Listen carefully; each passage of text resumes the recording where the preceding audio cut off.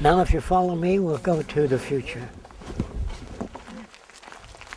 All right, let's explore the thinking of Jacques Fresco and the society he'd like to see.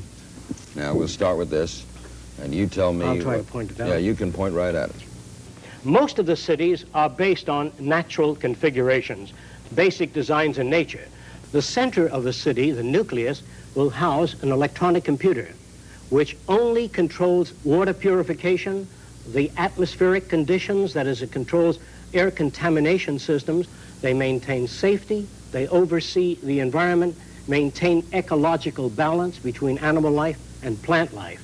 The center of the city is a university that covers all subjects related to man.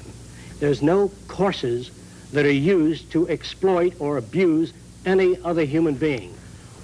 All repetitious jobs will be phased out.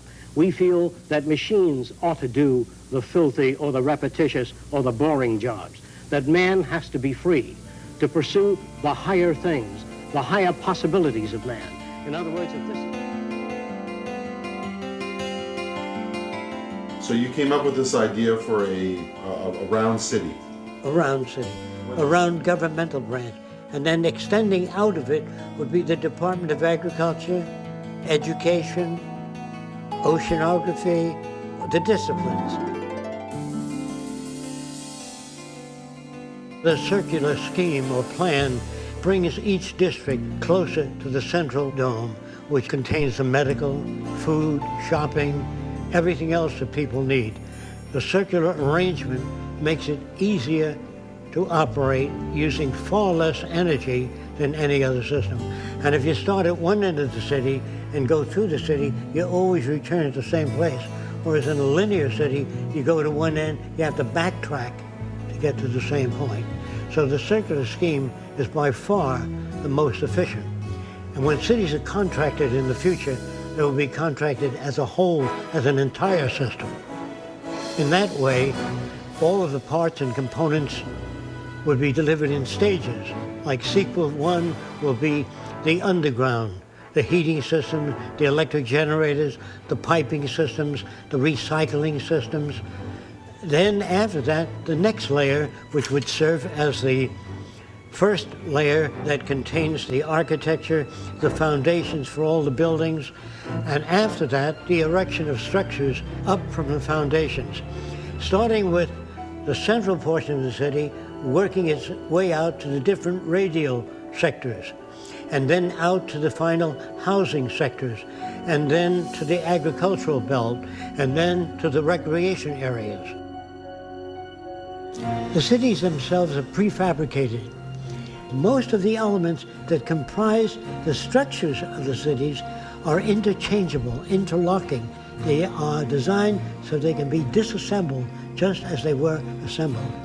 So the new cities will be updated continuously. As the waters are piped into the cities, they are checked.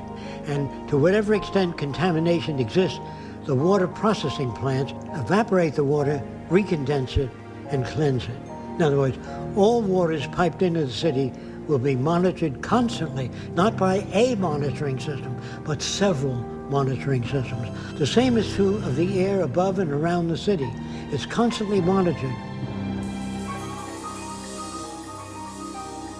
All of the rooftops are photovoltaic.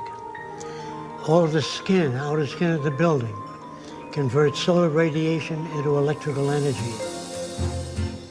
As we move beyond the third sector, we come to tennis courts, parks. Beyond that is the residential district, which consists of lakes, waterfalls, all kinds of beautiful plants throughout the area. And each house is concealed by plants so you can't see another building. Some people prefer, as in the next sector, to live in apartment houses. The apartments have drama groups, recreation swimming pools, discussion groups, and so many other facilities. The disadvantage of living in a private home is you would have to go to the various places to access the same things. Instead of motor vehicles in the city, all transportation is carried on by circular conveyors that we call transveres.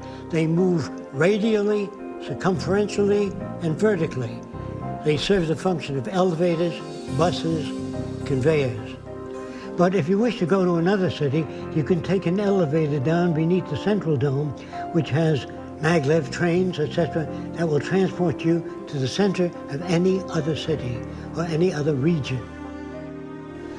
There will be no waste product, just as in nature there are no waste products. All materials that we would formerly call waste would be recycled and converted into new products. And that when the city hits a certain number of people, we stop the development and let everything go back to nature between this and the next city.